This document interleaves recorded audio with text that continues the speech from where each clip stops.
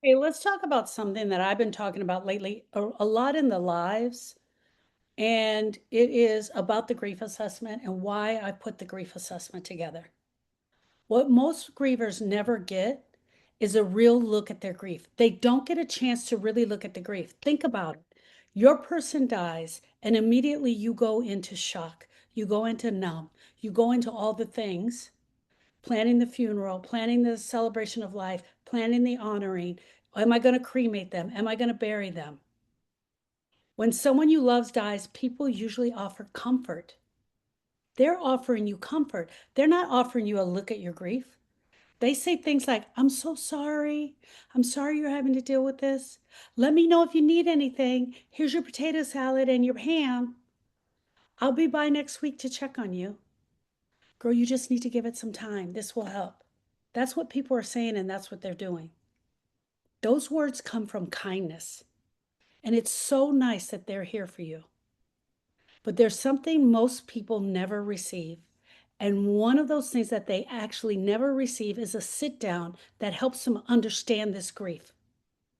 Why am I feeling this way? Why am I feeling that way? Why does it show up more in the morning and not in the evening?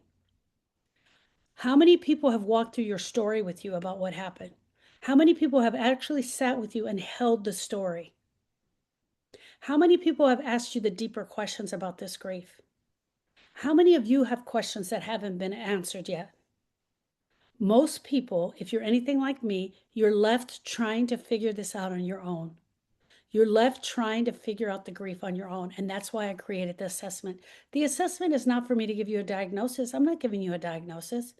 Let's you and I share our grief together. Let's talk about our grief. Let me use my grieving experiences to share with you. Well, when this happened to me, this is how it felt. These are the things I've learned. These are the things that I see from a lot of women. Because understanding grief is often the first step towards healing. You have to understand it in order to move it. Grief feels so confusing. Your grief will affect every part of you and your person and your relationship. Grief is an emotional experience that takes place in your heart. It is not an intellectual experience that takes place in your brain. Even though the intellect plays a big part of it, here's the other thing. It's not just emotional. Research of bereavement psychologists have shown that grief affects your sleep, your concentration, your memory, your physical health, your identity, your relationship with others, your daily functioning. That's where I want to go with you. Let's talk about your sleep. Let's talk about your concentration. Let's talk about your memory. Come and talk to me about how you don't have the support. People feel like something inside of them is broken, like they will feel like this for the rest of their life. And they wonder why they can't think clearly. Why can't I think clearly? Why is this still hurting me? They wonder why their bodies feel so exhausted, why their emotions are coming in waves. And here's the truth, my friends. Here's the truth. Your grief is a full body experience. Your entire body will feel this experience. But you were never given the language for this. You're not given the language of this. And that's why we don't understand what is happening to us. And once we can truly understand what purpose grief serves, what purpose this pain serves, why are these emotions so painful, then we can start understanding, what do I need to do to heal? The grief assessment is a structured conversation designed to help you look at your grief honestly. I'm going to say that again. The grief assessment is a structured conversation. I structured it so that you and I can look at your grief together. It's not just a questionnaire. It never was designed to be that way. It's designed to guide you so that the conversation can happen in the way that it needs to happen. It's a guided discussion that explores several areas of your grief experience up until now. The purpose is for you to have more understanding. The purpose is for you to have more understanding of why this hurts so bad, why your body aches. It's to understand more of the loss itself, the relationship with your person who died. What was that relationship like? Were there areas that were left unfinished? How is the grief showing up for you? Excuse me. How is the grief showing up for you emotionally? How is it affecting your daily life? What thoughts are keeping you stuck in this pain? What suffering do you have? Many people have never even been asked any questions about their grief. They have their loss, they have the funeral, and they go back to work. Do you know how many times I hear I have nobody? Nobody ever came by to bring a potato salad. Nobody ever came by to see me. If you're anything like me, I wasn't asked about my own personal grief until 9 months after Austin had died. It's me asking you about your grief. Grievers want to talk about it. They want to talk about what happened. They want to talk about what's happening to them. One of the most important parts of grief, and the most important parts of processing your grief, is telling the story. Telling the story of what happened. I got a phone call. It was my daughter, Brittany. She's 17 years old. She was on the other end of the line and she was screaming. I got to the hospital. They took me to the room. I could tell instantly that this was not good. I got to the hospital. They never took me to the room. They took me to a side room and a chaplain came in. That was the moment everything changed. It was the moment everything changed for me. The memories of the last moment can stay stuck in your mind for a very long time. Most grievers will replay these memories over and over again in their brain, trying to understand what has happened.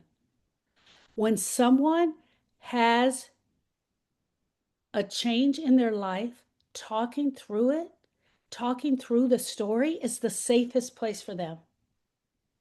Why? Because their mind begins to organize what has happened. It begins to organize this experience. This doesn't erase the loss, but it helps the brain move. This doesn't put a loss on hold, but it helps the brain move from the spot it's stuck in. This doesn't erase the loss, but it helps the brain to start to understand.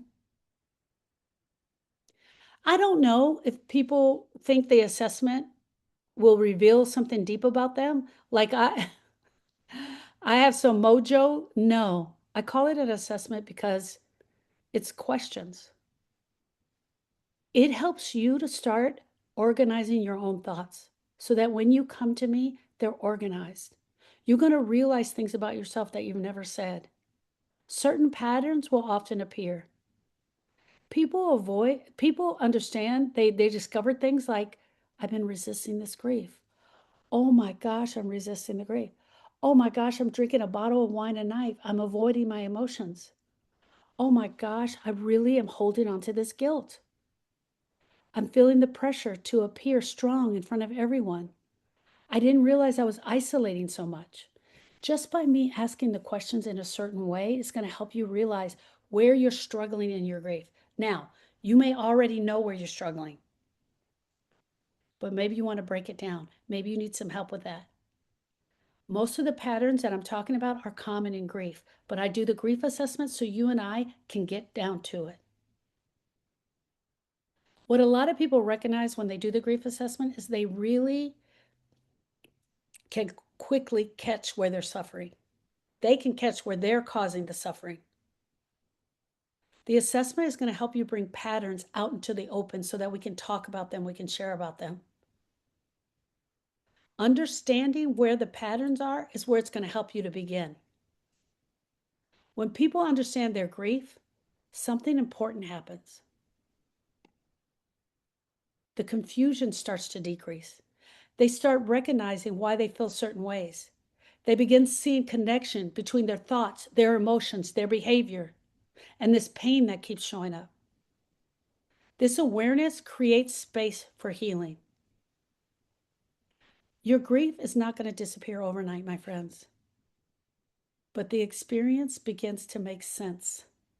When the experience begins to make sense to you, then, and you truly understand why it's going this way, you're open to the idea of working on it.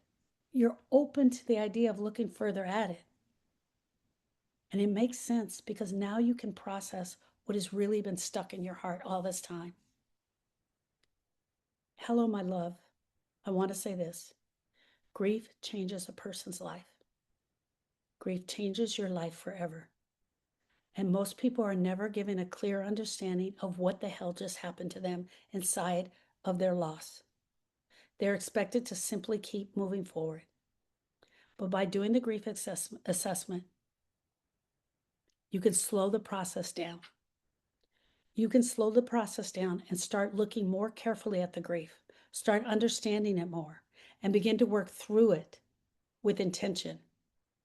Because when I tell you that grief healing does not usually begin with answers, it begins with understanding. The assessment is, I'm not giving you a list of answers to the test. Every person's grief is unique and individual to them, not me, to you. And you will begin to understand your grief better, and you can go after what you now understand is better. Click the link and take the assessment. I promise you it will make a difference in just your grief healing journey. If you never come and see me again, this assessment will make a difference. I'll see you in the assessment, my friends.